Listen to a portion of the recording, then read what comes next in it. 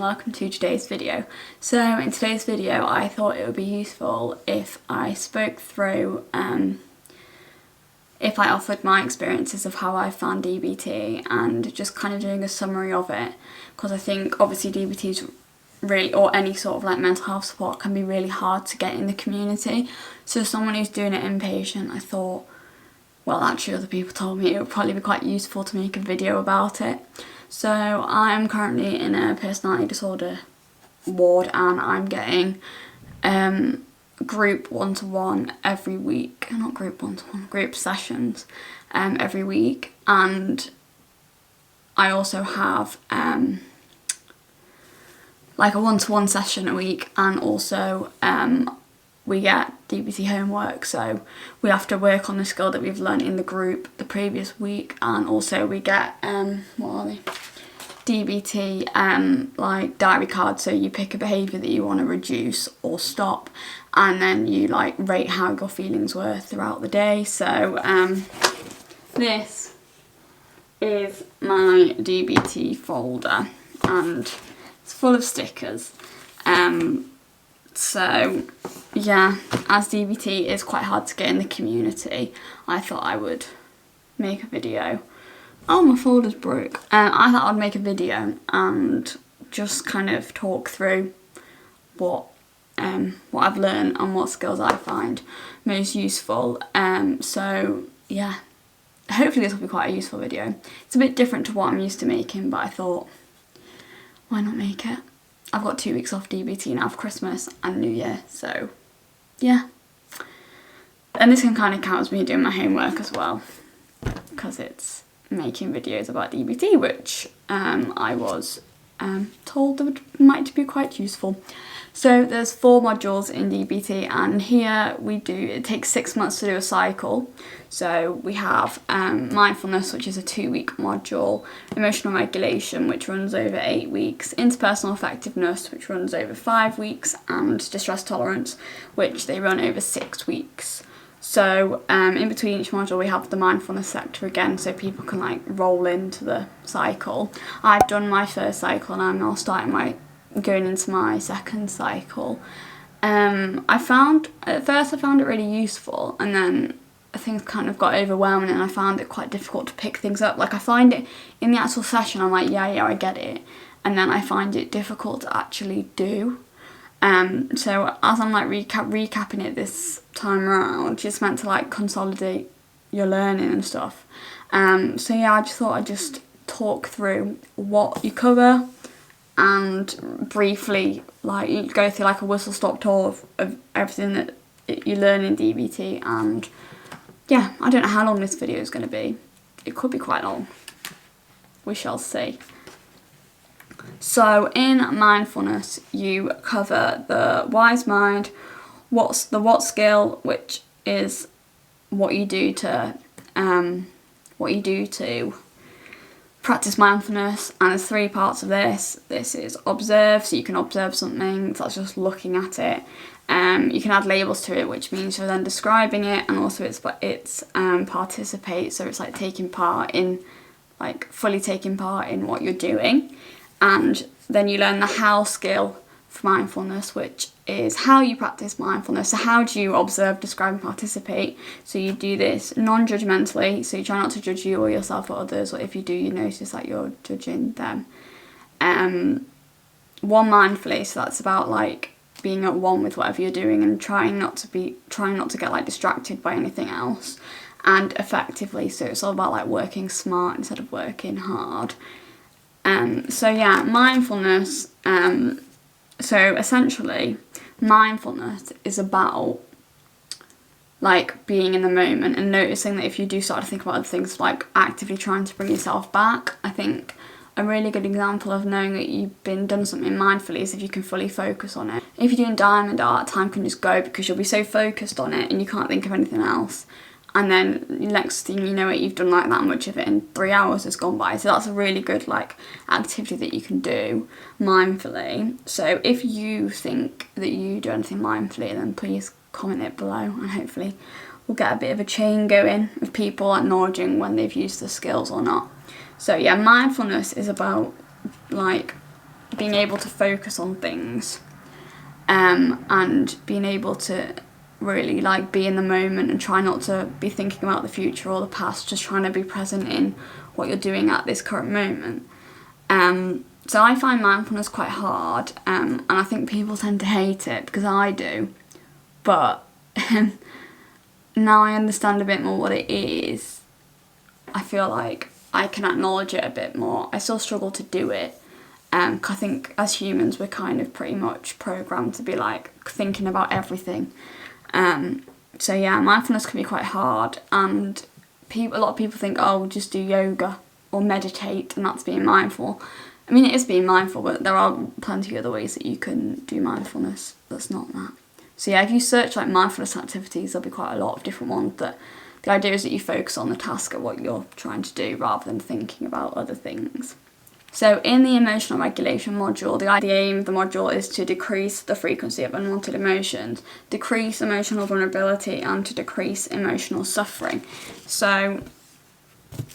I'm going to show you my stickers. Oh!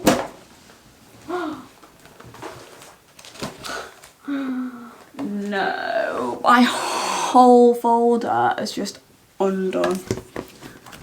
Oh, you're kidding, this is going to take forever. Right, let's try again. So, the idea is that when you're feeling this emotional intensity, that is what skills you use. So, I'm going through them in the way that I ordered them. So you started mindfulness, like when you're the least distressed, and then you do distress tolerance skills when you're most distressed. So the first part you cover is why we have emotions, understanding and naming them, understanding what these emotions look like for you. So I have autism, so I experience emotions differently to other people, and I kind of have the issue is I only really notice an emotion when it's very intense. When it's in like the subtleties, I find it very difficult to describe how I'm feeling or what I'm feeling. And I feel like when I first came, I knew 3 emotions. Then I could say 7, and now I have a few more. I looked through. I think there's about 10 universal emotions. And I went through and wrote down how I think those emotions feel to me. So it's about understanding why we have emotions, what emotions teach us and what they show us, and what we need what those emotions are telling us and what we need in order to lower the intensity of that emotion. We look at a model that describes how our emotions affect our behaviours and how we feel, and how that all comes together to explain like a situation and why you interpret it in a certain way. So it kind of shows you how one emotion can quickly cycle into another emotion. I think what I'm going to do is I'm going to get some of my things photocopied, and then I'm going to link them down below. See if I can link some of the stuff. I have these books for DBT. I have the neurodivergent DBT guide, which I think is quite good. It doesn't cover much, but it does help in terms of you to identify what your autism is. I've got this green book which practices a lot of the skills. It's a bit like loads of worksheets, but if that's the kind of thing that you like, then that's good. And then I've got this one, which is the DBT skills book. I got this like Christmas a few years ago, because I've been needing DBT for a while, but just haven't been given it. And this is sort of like, gives a very different aspect. I just realised I forgot to explain what wise mind was. So in mindfulness we do, you identify 3 types of mind. There's the rational mind, the emotional mind, and then the wise mind. So the idea is that you want to be able to, the rational or like logical mind is very much like facts, and you don't think about any emotions or anything, whereas your emotional mind is when you're like driven by your emotions and you can't really think logically. So the idea is that you're meant to get into your wise mind and be able to acknowledge both sides. So if you think of any examples where you can like rationalise why you're feeling a certain way, that's a very good like linking of trying to figure out if you're in your wise mind. So yeah, basically if you want to like hurt yourself or do something, then you're probably in your emotional mind and you're being driven by your emotions as to how to like act or how to think or what to do, and you won't realise that you're not in your wise mind. Like, you might think you're in your wise mind, you're like, yes, it makes sense that I do this, but actually you're not in your wise mind, you're being like driven by your emotional mind, but you think it's a wise mind when it's not. I'll figure out what like sources I can find to link for any like help on DBT, because it is difficult. DBT was mainly used for EUPD or borderline personality disorder, but now it's kind of been used for different illnesses. So, but I'm just doing like DBT for EUPD, as that is what I have. But it makes it more difficult that I have autism as well, because it means that I see like things differently and I experience the world differently. So I have issues that other people wouldn't have, and other people have issues that I wouldn't have. So yeah, it is a bit tricky, but I'll link some resources below, because yeah, I think this is quite a... I'm trying to do it like on quite a brief level, so you just kind of get the idea of whether DBT is for you, and then if anyone wants me to make any more specific videos, then just comment them down below and I will try and make them for you. So the model to describe emotions is a bit like... It's a bit like CBT, so it's the fact that like cognitive behaviour therapy, it's the fact that your thoughts and your emotions influence your behaviour. So the idea that like how you think and how you feel and how you act are linked to the emotions that you're feeling, and how those emotions can then link to each other and cause you to act in ways that you might not want to. So this next one is actually one of my favourites. So it's called Check the Facts. So the idea is that any thought you have, you come up with a way that you can actually check whether that's true or not. So instead of thinking like, oh, he's not messaged me, he doesn't like me, you end up like looking into things like curiously and being like, I'm going to ask him, does he actually like me? Because you can come up with ideas in your head that aren't actually true, and I think checking the facts is really useful. So if you realise that how you're feeling does check the facts, then you can look at problem solving, and if you find that your emotions don't check the facts or fit the facts, then you do what's called opposite action, where you basically act opposite to your emotions. So I don't want to lift it up because that's when I did that, everything fell out. But I have 10 emotions, and I've stuck all the characters from inside out, and I've ticked.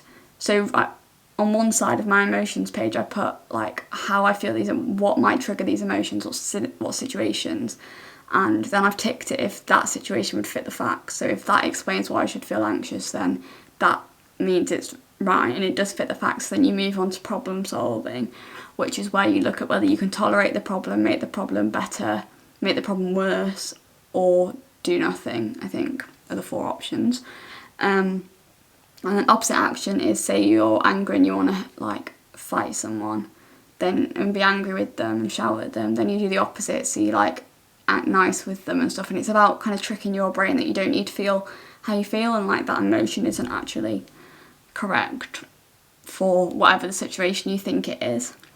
Then I've done so to help regulate your emotions, these are like 3 things that you should do. So you need to accumulate positive experiences and emotions. So this is like doing things that make you feel happy, doing things that make you feel better, and then thinking about your long-term goals and what values that you want in your life. So I think this has been really useful in helping me like plan things I want to do in my life, because I'm doing things for like enjoyment rather than just being like, oh, I get paid to do this, I'm going to do stuff that I enjoy, because I think I've really learnt the value of that.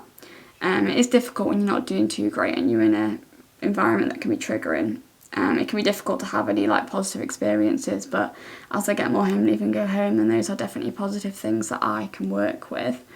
So identifying your values, I thought that was really useful. So we did a sheet on what your values might be, you write which ones apply to you, and then you did 2 goals to help you act in line with your values. And I thought that was actually really useful in helping me figure out what I might want to do with my life, or when I finish uni, or what jobs or career or anything, is doing things I actually enjoy. And then B is, so that's A for accumulating positives. B is building mastery. So this is about doing something that you can do well and feeling good that you can actually do that. And C is a cope ahead plan. So this is when you've got any sort of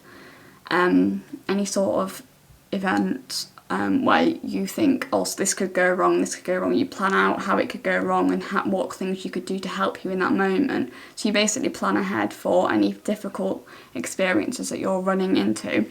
And then, so the cope ahead skill is quite good if you've got like any tricky anniversaries or tricky times or situations that you think you might struggle with. So you do a cope ahead plan, write about all the things that could go wrong and how you could help yourself or use DBT skills to help in that situation. So the please skill is about like things that make you vulnerable to your emotions. So P and L is for like physical illness. Doesn't really work, but go with it. E is exercise.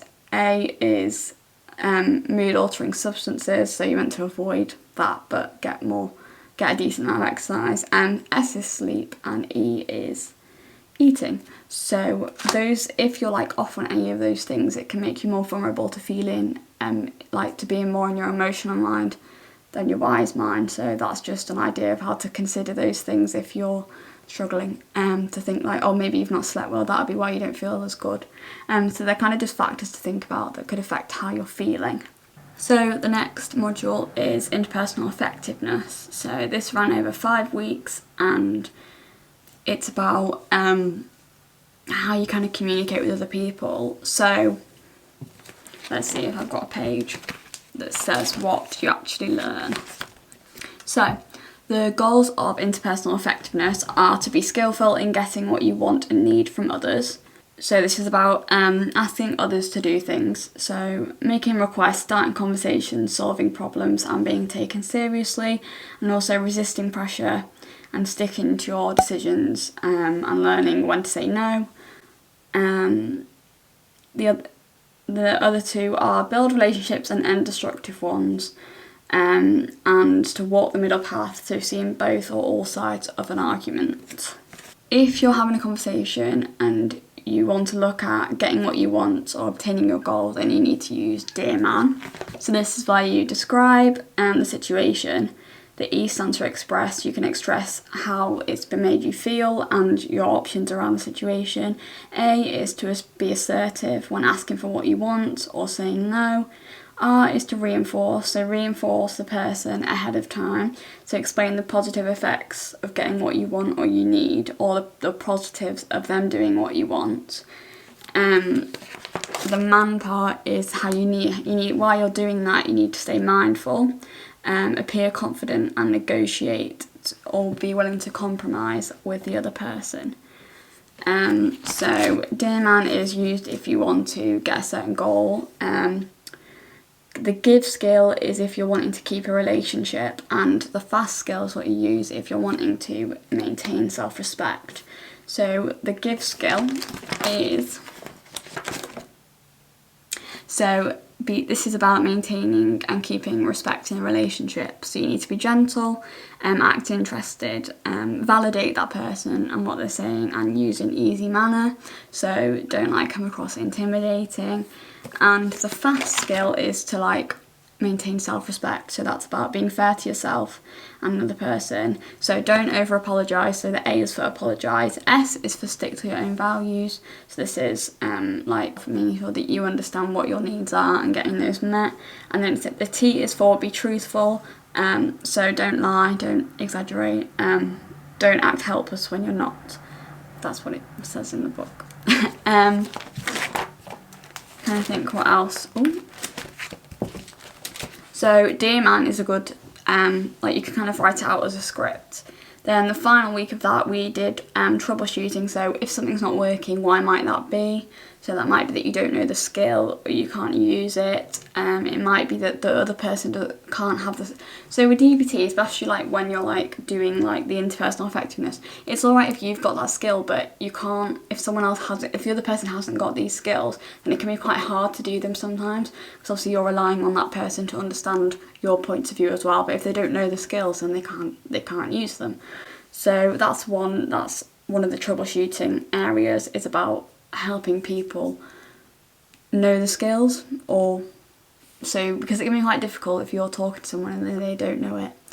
And then it's learning how and if and if so, how strongly to say no. So this links to your values, and it's called a dime game, and it, like, you answer a load of questions and it helps you figure out how strongly you should say no to something. And then the last module I did was distress tolerance. Now, let's find. So the goals of distress tolerance are to survive crisis situations without making them worse, accept reality, and becoming free of having to satisfy the demands of your own desires, urges, and intense emotions. So distress tolerance is one thing that it is quite difficult. So you cover what counts as a crisis, so that's different for everybody. You cover the stop skill, which is stop, take a step back, observe like what's going on, and P is for proceed mindfully. Pros and cons, so pros of doing something, cons of doing something, pros of not doing something, and cons of not doing something. They are actually different. They might feel like the same, like the cons of not doing something might seem the pros of doing the other thing, but what to get out of distress tolerance skills, so what they can look to help you with. So the first one is like being able to tolerate distress without it taking over or controlling you. So this is what to use when you're like really heightened, or if you're really like in an emotional mind. The idea is that these skills will help you help you take a step back and try not to act on how you feel. So then you learn the tip skill, which is temperature, intense exercise, paired muscle relaxation, and like paced breathing. So you can do the box breathing where you like breathe in for 3, breathe out for 3, breathe in for 3, breathe out for 3. And stuff like that. You've got wise mind accepts, so their skills to improve a situation, and self-soothe. Wise mind accepts, so these are like distractions that you can use. So you can use activities, contribute to society, comparisons, so think about people coping. No, I'm not going to read that one.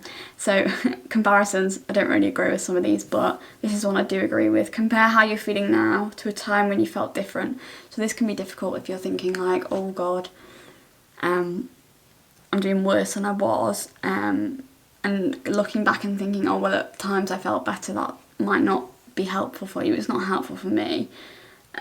So I just didn't really bother with it. But I think DBT is about realising what works for you and doing that a lot if you found something that works, because not everything will work for you. You cover a lot of different things. So create a different emotion. So E is for emotions. That could be like watching a funny TV show or something like that. Pushing away, so push a situation away. Build an imaginary wall. So it can kind of help if you're like ruminating on stuff, to try and break that cycle. Like count to 10, count colours in a painting or a poster out loud, count anything. Watch TV or read, do puzzles. And then with sensations, that's a lot like self-soothe, so that's about like using your senses to like calm you and like be comforting to you. So other sensations could be like taking a hot or cold shower, squeezing a rubber ball. So yeah, self-soothing is about using what you can see, hear, smell, taste or touch to like lower that level of distress, and improving the moment. So a way to imagine these skills is doing like I is for imagery, M is for stuff with meaning, so whether if you're like religious, with prayer, with relaxing actions, with like one thing in the moment, have a brief vacation, break, or relaxation time, and with self-encouragement and rethinking the situation. So like I'm doing the best that I can in this moment, and I'm using the skills that I can in this moment, so kind of like being compassionate towards yourself. Then you learn radical acceptance, which is accepting the situation as it is, but not saying that by radically accepting, you're not saying you're agreeing with what happened, you're just accepting that this is a situation where you're in, and that you've kind of got to do with, like, you've got to figure out where to go with what the situation is at the present time. So it's about accepting that reality is as it is, even though you might not agree with it. It's not agreeing with it, it's just accepting that that's how things are at this moment in time. Then it's about willingness versus willfulness. So willingness is readiness to try and deal with a problem, whereas willfulness is when like you're against doing something that might benefit you, because say you might think you find it difficult, think that you can't do it. So that would be you being willful if you're not able to try and do the skills that you've got. Then there's half smiling and willing hands. So the idea is that if you like half smile, then it tricks your brain into like calming down and stuff. And like willing hands is meant to like give an open body position that helps you relax, or like communicate to your body that you're not under stress and that you can relax. And then it's mindfulness of current thoughts, so like identifying what your thoughts are. And yeah, I think that is everything. So that is a really quick, also sort of long run through of what DBT is. So I hope you found this useful, as it is basically just me chatting through it from what I understand of it. But I have done it all once and I will do it all twice, but it is difficult, and I don't want like people to think I think DBT should be more available than it is. And I think by doing this, hopefully if people are searching for the like handouts and a brief overview, then hopefully this video will have helped. But yeah, DBT is massive therapy, and it is very hard if you're in the UK or England.